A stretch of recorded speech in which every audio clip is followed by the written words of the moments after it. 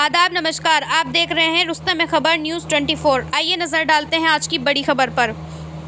मांगे पूरी न होने पर महापंचायत और भूख हड़ताल की चेतावनी। हरिद्वार जिले में आई बाढ़ से किसानों की फसलें पूरी तरह नष्ट हो गई हैं, जिससे किसान भुखमरी की कगार पर है। ऐसे में प्रदेश सरकार किसानों की नष्ट हुई फसलों का किसानों को मुआवजा दे रही है, लेकिन इसमें भी बाढ़ से पीड़ित किसानों के साथ धोखाधड़ी हो रही है, जिसके चलते किसानों में भारी आक्रोश है। आपको बता दें, लक्सर में मुंडाखेड़ा कला गांव में भारतीय किसान यूनियन वेलफेयर फाउंडेशन के पदाधिकारी ने बाढ़ से पीड़ित किसानों के साथ बैठक की और उन्हें मदद का आश्वासन दिया। वहीं अपने कुंबे को बढ़ाते हुए उन्होंने सूरजभान सैनी को लक्सर ब्लॉक अध्यक्ष की जिम्मेदारी दी गई। वहीं बैठक में पहुंचे भारतीय किसान यूनियन वेलफेयर फाउंडेशन के राष्ट्रीय सचिव अजय वर्मा और प्रदेश अध्यक्ष सुरेंद्र शर्मा का कहना है, प्रदेश सरकार ने भरपूर आश्वासन के बाद भी पीड़ित किसानों की वह पूर्ति नहीं पूरी हो पाई जिसके वे अधिकारी थे। और तो और जिन किसानों का नुकसान हुआ है उन किसानों को तो मुआवजा नहीं मिला, बल्कि जिनका नुकसान नहीं हुआ कुछ प्रभावशाली व्यक्तियों को मुआवजा दिया गया है, जिसको लेकर उनके द्वारा एसडीएम और मुख्यमंत्री को भी ज्ञापन दिया गया है। अगर सरकार किसानों की मांगों को जल्द पूरा नहीं करती, वे लक्सर में जल्द ही महापंचायत कर एक दिन का उपवास रखेंगे। कहा कि इसके बाद भी अगर सरकार नहीं जागी तो वे किसानों को साथ भूख हड़ताल पर बैठेंगे। कैमरामैन प्रसन्न के साथ अर्शी खान, रुस्तम खबर न्यूज़ 24।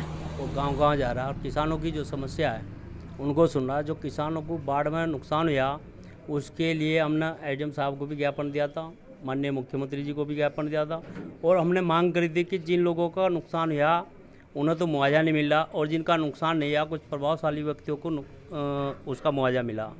इस संदर्भ में हम गाँव-गाँव जाकर मीटिंग कर रहे हैं और आज जो मुंडाखेड़ा कला में हमारी मीटिंग थी उसमें हमने सूरजभान सैनी जी को ब्लॉक अध्यक्ष बनाया। निरंतर हमारा भारतीय किसान यूनियन वेलफेयर फाउंडेशन का परिवार बढ़ता जा रहा और हम मजबूती के साथ बढ़ रहे हैं और अतिशीघ्र ही लक्सर में एक महापंचायत की जाएगी और एक दिन का उपवास रखा जाएगा। अगर सरकार फिर भी नहीं जागती तो उसके बाद जो भूख हड़ताल पर यहाँ के लोग बैठेंगे। उन्होंने जो इसमें टीम बनाई और जहाँ जहाँ शिकायत आ रही वहाँ टीम जा कर के सर्वे कर रही दोबारा से और उस पटवारी के खिलाफ भी सख्त कार्रवाई होगी। एडीएम साहब ने हमें ये आश्वासन दिया कि जो पटवारी ऐसा कर रहा तो उससे वसूली करी जाएगी।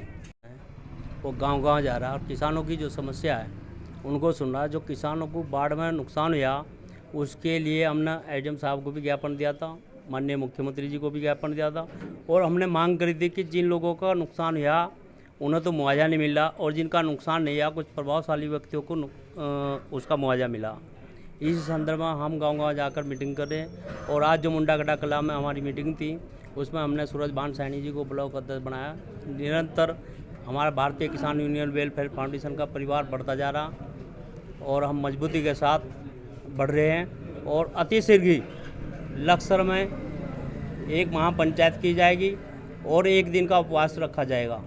अगर सरकार फिर भी नहीं जागती तो उसके बाद जो भूख हड़ताल पर यहाँ के लोग बैठेंगे। उन्होंने जो इसमें टीम बनाई और जहाँ जहाँ शिकायत आ रही वहाँ टीम जा कर के सर्वे कर रही दोबारा से और उस पटवारी के खिलाफ भी सख्त कार्रवाई होगी। एडीएम साहब ने हमें ये आश्वासन दिया कि जो पटवारी ऐसा कर रहा तो उससे वसूली करी जाएगी।